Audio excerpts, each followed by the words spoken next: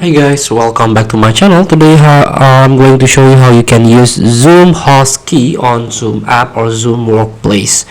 Now, the first step, you can open Zoom on your PC or laptop. This is the Zoom Workplace. You can download for free from the official website. And here, you can click on Schedule Meeting.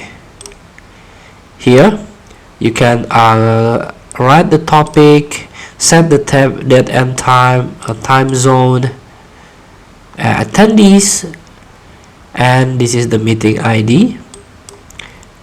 And here, this is the you can use this generate automatically or personal meeting. This is the passcode. In order to use host key, you can click on host.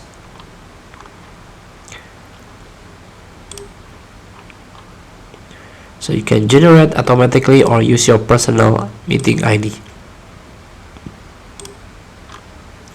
And here you can use this passcode, or you can set new passcode, the easy one, and save.